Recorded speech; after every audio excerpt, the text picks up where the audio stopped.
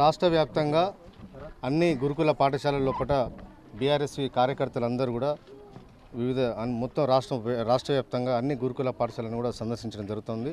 అందులో భాగంగానే ఇవాళ మా party BRS party working president KTR గారు నియమించిన కమిటీ ప్రవీణ్ కుమార్ గారి నేతృత్వంలో ఇవాళ ఈ రంగారెడ్డి జిల్లాలో పర్యటించడం జరుగుతూ ఉన్నది.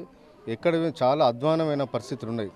ఇవాళ సెంటర్ ఆఫ్ ఎక్సలెన్స్ అనే స్కూల్ లోపల ఇవాళ నారాయణ శ్రీ చైతన్యకు తలదన్నే విధంగా పేద విద్యార్థులందరికీ ఐఐటి ఎంబీబీసీ సీట్లు సాధించాలని చెప్పి అలాంటి వాళ్ళ కోసం ప్రభుత్వం 1,20,000 రూపాయలు గత ప్రభుత్వం కేసీఆర్ గారు ఖర్చు పెడితే ఇవాళ ఈ ప్రభుత్వం ఏం చేస్తలేదు. ఇవాళ ముఖ్యమంత్రి నాయకత్వంలో ఇవాళ సంక్షేమ శాఖ నడుస్తూ ఉన్నది. మీ ఆధ్వర్యంలో జరిగే గురుకుల పాఠశాలలు గిట్లనే ఉంటాయా? ఇలా వీళ్ళు ఈ రాష్ట్రం తెలంగాణ రాష్ట్రాన్ని ముందుకు తీసుకెళ్ళే శక్తి ఇవాళ మీకున్నదా? వీళ్ళనే మీరు చూసుకుంటారు. తెలంగాణ రాష్ట్రాన్ని మీరు ఏడా ముందుకు తీసుకెళ్తారు?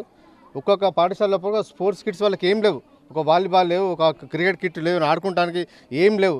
అలాంటి చిన్నపిల్లలకే స్కూల్లో విద్యార్థులకు మీరు ఇవ్వని వాళ్ళు రేపు మీరు ఏ విధంగా ఒలింపిక్స్ కండక్ట్ చేసేంత శక్తి మీకున్నదా? మొత్తం ఇవాళ విద్యను మొత్తం నిర్లక్ష్యం చేస్తూ ఉన్నారు. శాఖలను మీ దగ్గర పెట్టుకొని మొత్తం ఇవాళ గురుకులాలని వాళ్ళు విచ్ఛిన్నం అయిపోయినాయి. ఒక్కొక్క టాయిలెట్ లోపల మొత్తం వాళ్ళ టాయిలెట్స్ అంతా పైకి ఇట్లా పేరుకుంటుంది నీళ్ళ. ఇవాళ మీ ఆధ్వర్యంలో జరిగే గురుకుల పాఠశాల లోపల ఇవాళ టాయిలెట్స్ మొత్తం ఇట్లా పైకి ఇట్లా పేరుకుంటుంది. ఇవేనా మీరు నిర్వహించే శాఖ? ఇట్లనే ఉంటుందా? మీకు చేత కాకపోతే తప్పుకోండి. మీకు పని భారం అయితే వేరే మా మినిస్టర్కి ఇవ్వండి.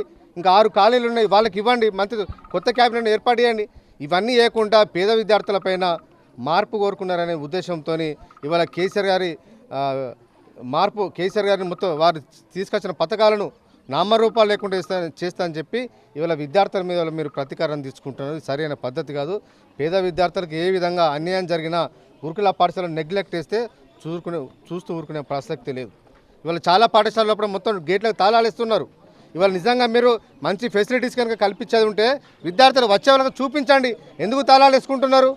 మీరు నిర్లక్ష్యం చేస్తున్నారు కాబట్టి మీ లోపాలు మీ ఆధ్వర్యంలో జరుగుతున్న గురుకుల పాఠశాల లోపల ఎస్సీ వెల్ఫేర్లు కానీ బీసీ వెల్ఫేర్లు కానీ ట్రైబల్ వెల్ఫేర్ లోపల ఇవాళ సరైన వసతి లేకపోవడం వల్ల లేకపోతే బయట మీడియా వాళ్ళు కానీ ప్రజా సంఘాలు కానీ వివిధ విద్యార్థి సంఘాలు చూస్తారనే ఉద్దేశంతో మీరు తాళాలు వేసుకొని ఇవాళ ఎవరిని లోపల రాణిస్తలేరు.